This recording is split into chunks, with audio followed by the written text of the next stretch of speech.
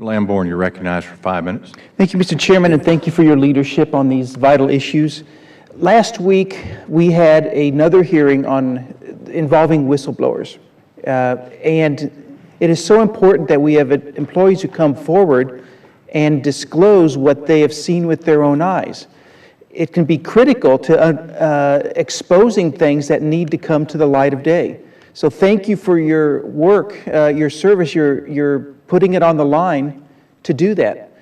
And I want to ask you, and I think I already know the answer to this, but let's do this for the record. Have you experienced, or do you know others who have experienced, retaliation in response to bringing things forward as a whistleblower in the VA?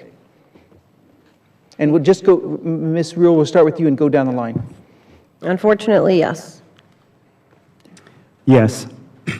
Absolutely, yes. Mr. Soto, let's talk to you for a second. You probably saw the letter, the memo from Acting Secretary Gibson dated June 13th saying we will not stand for retaliation against whistleblowers. In fact, in this memo, there's a great line that says protecting employees from reprisal is a moral obligation of VA leaders, a statutory obligation, and a priority for this department. We will take prompt action to hold accountable those engaged in conduct identified as reprisal for whistleblowing, and that action includes appropriate disciplinary action. So that memo says those who punish whistleblowers themselves can be subject to discipline. And the statutory protection the acting secretary refers to is from 25 years ago. Congress protected whistleblowers more than 25 years ago. Mr. Soto, is it true that you were retaliated against after this memo came out? I believe so, yes. Could you explain that, please? I was, again, and I'm still trying to piece this together, I believe I was laid off June 30th. I believe that memo and other emails had come out. This was June 13th, the memo I just quoted from. Yes.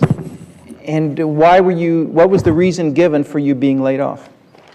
My services were no longer required. And had you been acting as a whistleblower prior to that time?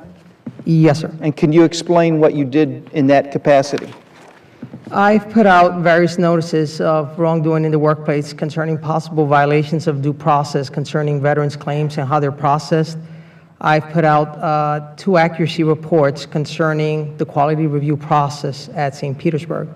One was in December 2013 involving the raters and the rating process. There seems to be conflict in how we define various laws and various definitions of evidence that basically result in what I believe to be due process violations against the veterans. Then I came out with a second study, which was in June. June 26, it was distributed, which addressed the VSRs and the problems they were having in terms of receiving inconsistent quality review. Mr. Soto, I have the letter here that was given to you when you were separated, when you were discharged, and you've provided it to the committee. There doesn't seem to be a reason given for you being let go. Correct, sir. How often is it that the VA fires people, number one, for any cause, and then number two, for without giving a cause? Being involved in the union, I would say I can't say I can't answer that question. Have you ever seen that happen? I have not heard of somebody being told their services are no longer required. Without a reason? Yes, sir. Thank you, Mr. Chairman. I yield back. Thank you, Ms. Brown.